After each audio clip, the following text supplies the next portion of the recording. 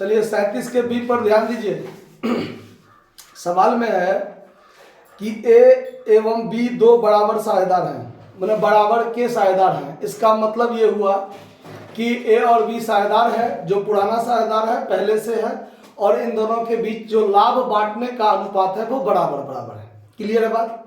उसके बाद सवाल में दिया हुआ है कि उसका बैलेंस शीट दिया हुआ है 31 दिसंबर 2022 को, जिसमें लेनदार 20,000, रिजर्व 10,000 और कैपिटल है 25,000, 20,000। तो लायबिलिटी साइड में एक आइटम मिला आपको रिजर्व, जिस रिजर्व को पुराने साझेदार पुराने अनुपात में क्या कर लेते हैं, बांट लेते हैं। ठीक है। एसेट्स में देखिए cash, sundry, debtor, stock, furniture, land and building, संपत्ति हो गया। इसमें बांटने वाला कोई आइटम नहीं है। निम्न शर्तों पर भविष्य में 1/4 भाग लाभ के लिए सी को फर्म में प्रवेश कराया गया है। सी 20,000 रुपया पूंजी लाता है, वह अपने हिस्से की ख्याति 4,000 नगद लाने में असमर्थ है। बात पर ध्यान दीजिए, ये पॉइंट अभी तक आपने ऐसा नहीं पढ़ा है। शुरुआत में पढ़ा था जब जर्नल एंट्री हम लोग बना रहे थे शुरुआती सवाल में, तो देखा था आपने कि अगर नए साझेदार अपने हिस्से की ख्याति नगद लाने में असमर्थ होता है तो ख्याति में जितना उसका हिस्सा होता है उसके पूंजी में से काट लिया जाता है। ऐसा पढ़े थे ना। और उसके पूंजी में से काट लिया जाता है और फिर वो राशि पुराने साझेदार आपस में बांट लेते हैं, त्याग अनुपात में ही होता है ना। चलिए, तो और कहता है कि ख्याति खाता नहीं खोला जाता है। ख्याति खाता, अब देखिए नया साझेदार प्रीमियम लाता है तो कैश अकाउंट दिया टू प्रीमियम, तो प्रीमियम अकाउंट खुला ना कि नहीं खुला। हाँ, फिर प्रीमियम टू ओल्ड पार्टनर, तो प्रीमियम समाप्त भी हुआ। एक बार क्रेडिट से खुला और एक बार डेबिट करके समाप्त किया जाता है, क्या होता है ना। तो जब नगद लाएगा तो ही प्रीमियम अकाउंट खुलेगा, अन्यथा प्रीमियम अकाउंट नहीं खुलता है। तो बात चर्चा होता है, लेकिन क्या चर्चा होता है, तो नए साझेदार का पूंजी को डेबिट करके कम करते हैं और उतना से पुराने साझेदार का पूंजी बढ़ा देते हैं। तो न्यू पार्टनर्स कैपिटल अकाउंट दिया है to old partners capital account, यही करते हैं ना। तो ये एंट्री हुआ ख्याति के लिए ही, प्रीमियम के लिए ही, लेकिन इसमें कहीं भी डेबिट या क्रेडिट में प्रीमियम शब्द का चर्चा हुआ नहीं हुआ। इसका मतलब ख्याति खाता नहीं खोला गया। ठीक है। और जब सवाल में ख्याति खाता कह देगा नहीं खोलने, इसका मतलब समझ जाइएगा कि वो प्रीमियम लाने में असमर्थ है। ठीक है। इसमें दोनों बात कह दिया कि प्रीमियम लाने में असमर्थ है और ख्याति खाता नहीं खोला जाएगा, दोनों सेम बात हुआ। अगर एक भी बात नहीं रहता तो दूसरा बात आप स्वयं समझ सकते हैं। ठीक है। चलिए, उसके बाद बी पॉइंट में है फर्नीचर 10% के दर से ह्रास होता है। फर्नीचर पर विविध देनदार पर 5% डूबत ऋण का संचय होता है और भूमि और भवन में 20% का वृद्धि होता है।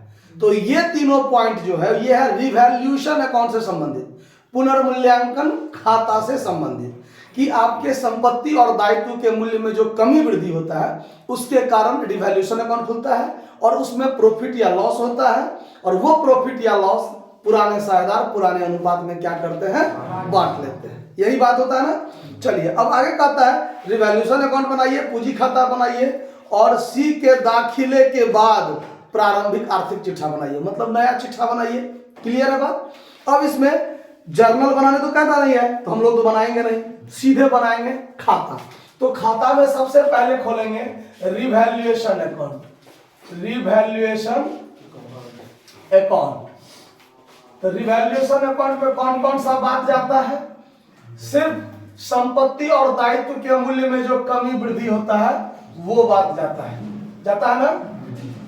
तो इसमें आपको देखिए पॉइंट नंबर बी, फर्नीचर 10% से ह्रास होता है फर्नीचर पर, तो फर्नीचर का मूल्य घटेगा तो डेबिट में लिखेंगे टू फर्नीचर, लिखेंगे ना टू फर्नीचर अकाउंट, और फर्नीचर का मूल्य है 10,000, तो 10,000 का 10% 1,000, 1,000 रुपया से हमारा फर्नीचर घटेगा, लिख दिए। विविध देनदार पर 5% का प्रावधान करना है, तो इसका मतलब हमारा देनदार क्या होगा, घटेगा। तो देनदार घटेगा तो फिर घाटा होगा, तो यहां पर 2RDD लिख दिए। कोई दिक्कत। RDD मतलब ध्यान रखिएगा रिजर्व फॉर डाउटफुल डेब्ट, ठीक है, यानी ध्रुवत ऋण के लिए संचय 5% है। तो यहाँ देखिए देनदार है 20,000 का, तो 20,000 का 5% कितना होगा 1,000, तो ये भी 1,000 से यहाँ हो जाएगा। उसके बाद है आगे कि भूमि और भवन में 20% से वृद्धि होती है, तो ये फायदा हुआ ना। अगर हमारा लैंड एंड बिल्डिंग बढ़ जाएगा तो हमारे लिए क्या होगा, फायदा होगा। तो फायदा होगा तो लैंड एंड बिल्डिंग था कितना का, देखिए 25,000 का, तो 25,000 का 20% यदि हम निकालेंगे तो हो जाएगा 5,000। कितना हो जाएगा 5,000। तो यहाँ क्रेडिट साइड में लिखेंगे by land and building, land and building account कितना रुपया 5,000। तो रिवैल्यूएशन अकाउंट में इससे ज्यादा बात जाने वाला कुछ है नहीं, तीनों को बात था, 3 पॉइंट और 2 पॉइंट बी और सी पॉइंट था, क्लियर हो गया। अब यहाँ पर रिवैल्यूएशन अकाउंट क्या हो जाएगा, बंद हो जाएगा। तो जब इसको हम लोग बंद करेंगे तो देखिए इधर हुआ 2,000, इधर हुआ 5,000, तो ज्यादा है 5,000, तो दोनों तरफ 5,000 लिखेंगे और 2,000 घट गया तो 3,000 क्या हुआ मेरे लिए फायदा, लॉस हुआ। क्रेडिट ज्यादा हुआ तो फायदा होगा कि लॉस होगा, बताइए। आप लोग भसिया जाते हैं, ध्यान रखना है ना, कि रिवैल्यूएशन अकाउंट में हमारा 5,000 फायदा हुआ और 2,000 घाटा हुआ, तो फायदा वाला ज्यादा है ना, तो निचोड़ क्या हुआ 3,000 फायदा ही ना हुआ, तो क्रेडिट ज्यादा, तो यहाँ लिखेंगे 3,000। और ये ओल्ड पार्टनर का प्रॉफिट हुआ, किसका, ओल्ड पार्टनर का, तो to old partners capital account profit लिख देंगे। साझेदार कौन है, ए और बी। लाभ विभाजन कैसे करते हैं, बराबर बराबर, तो 3,000 को बराबर बराबर बांट देंगे, 1,500 और 1,500। रिवैल्यूएशन अकाउंट क्लियर है, कोई बात दिक्कत समझने में। अब बनाएंगे हम लोग न्यू पार्टनर्स कैपिटल अकाउंट। देखिए तो न्यू पार्टनर्स कैपिटल अकाउंट बनाए, नहीं ओल्ड पार्टनर्स, ओल्ड पार्टनर या न्यू पार्टनर जो आपको इच्छा हो आप बना सकते हैं, इसमें कोई नहीं है कि पहले इसी का बनना चाहिए, कोई दिक्कत नहीं, अब जो मन हो सो बना सकते हैं। तो यहां पर old partners capital account, old partners capital account, 2 साझेदार हैं,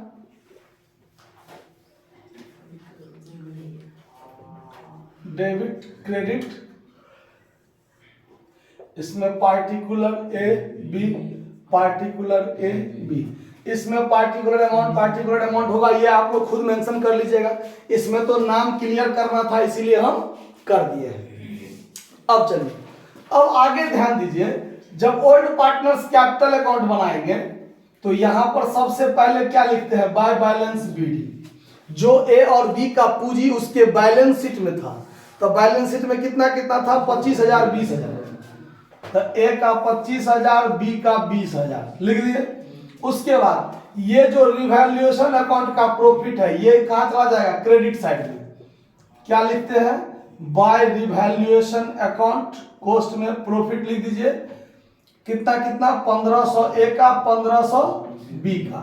उसके बाद बैलेंस शीट के लायबिलिटी साइड में रिजर्व था एगो 10,000 रुपया का, देख लीजिए, तो उस रिजर्व को भी पुराने साझेदार पुराने अनुपात में बांटकर समाप्त कर लेंगे। तो यहां क्रेडिट में लिख देंगे बाय रिजर्व, बाय रिजर्व 5,000 ए का 5,000 बी का, क्लियर, कोई दिक्कत।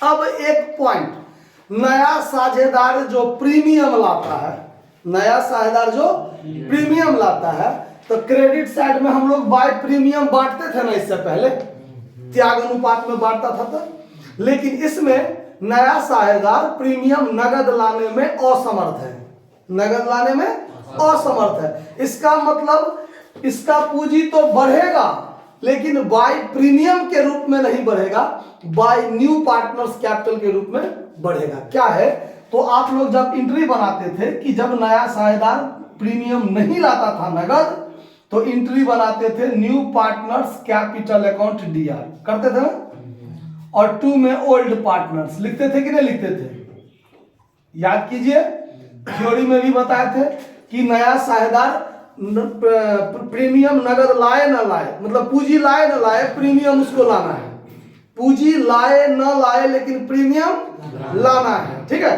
तो अगर मान लीजिए प्रीमियम नगद नहीं ला रहा है, अब पूंजी ला रहा है, तो प्रीमियम तो लाना है, तो उसके पूंजी में से उतना प्रीमियम क्या होता है, काट लिया जाता है।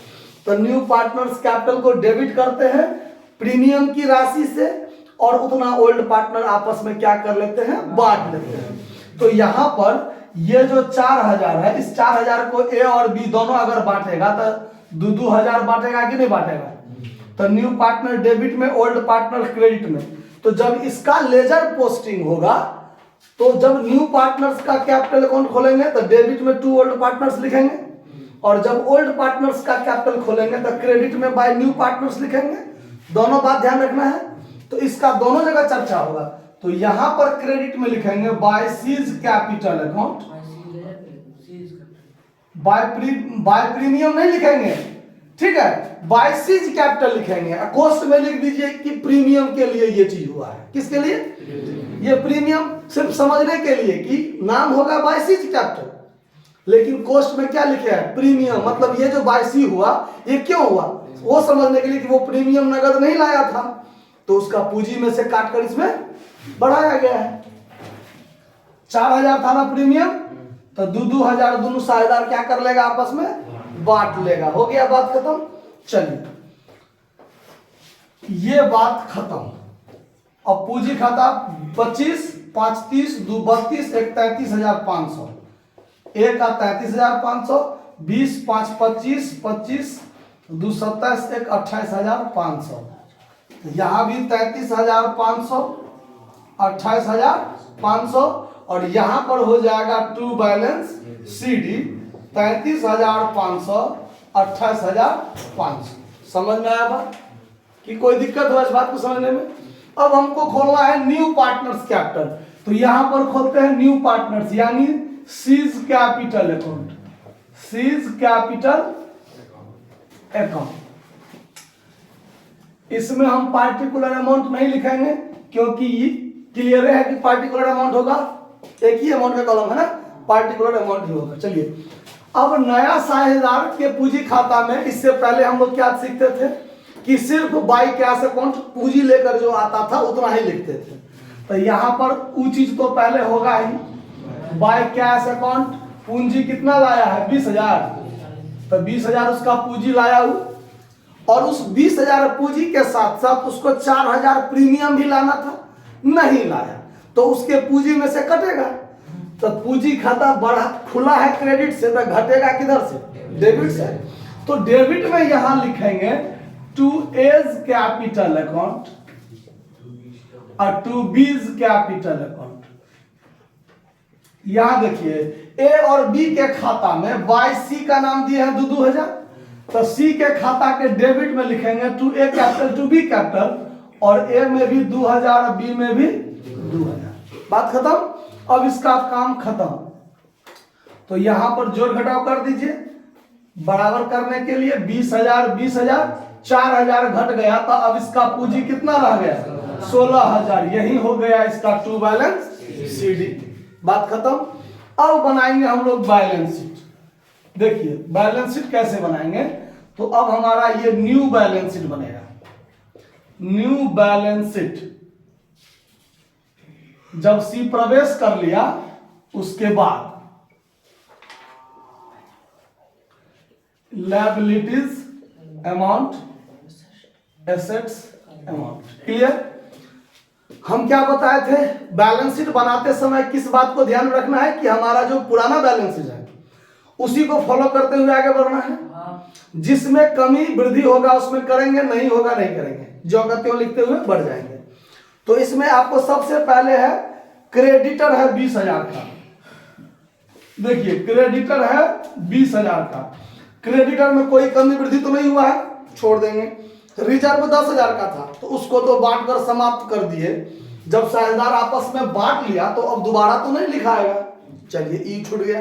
कैपिटल है, कैपिटल तो पहले ए और बी दुए को का था, लेकिन अब सी प्रवेश कर गया तो उसका भी होगा। तो अब पूंजी कौन सा होगा, ये और ये वाला चीज। तो 33,500, 28,500 और 16,000। बोलिए नहीं, आप लोग बीच में डिस्टर्ब होता है। इसको जब जोड़ लेंगे तब 5 5 10 का 0 हासिल है, 8 3 11, 8 3 11, 8 6 17, 8 से 14 3 17 1, 18 का 8 हाथ में 1, 3 2 5 1 6 1 7, 78,000 होगा ना जोड़ के। आप लोग भी जोड़ लीजिए। चलिए वो उतना ही होगा। चलिए अब आगे देखिए एसेट साइड में चलते हैं। तो अब है कैश। सबसे पहले क्या है? कैश। तो कैश हम लोग कैश अकाउंट तो नहीं खोले हैं, नहीं खोले हैं। चलिए कैश पहले से कितना था बैलेंस शीट में? देखिए 5,000 पहले से था, और नया साझेदार जब प्रवेश किया तब 20,000 रुपया लेके आया था। फिर रुपया निकला उकला तो नहीं है कहीं, तो ये 20,000 जोड़ लेंगे तो यहाँ हो जाएगा 25,000। अब उसके बाद है सन्ड्री डेटर 20,000 का। सन्ड्री डेटर है 20,000 का। इसमें से 1,000 का RDD हो गया, रिजर्व फॉर डाउटफुल डेट्स। तो अब हमारा देनदार कितना का बचा? 19,000 का। स्टॉक था 15,000 का। स्टॉक कितना का था? स्टॉक पर कोई परिवर्तन हुआ है? नहीं हुआ है। 15,000 में कोई स्टॉक में कोई परिवर्तन नहीं हुआ है, ठीक है। उसके बाद फर्नीचर है 10,000। फर्नीचर है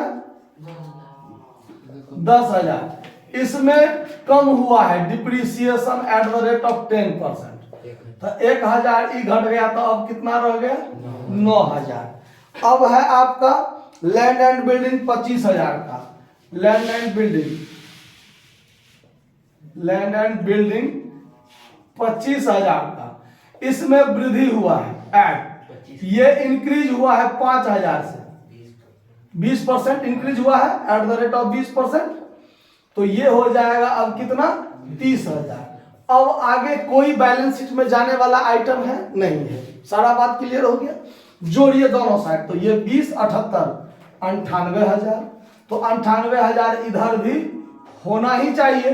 तो 30 और 30 9 39 39 41 और 14 54 54 और 9 54 मान लीजिए 54 और 30 कर दीजिए ना। तो 54 और 30 हो गया 84 84 और 14 हो गया 98।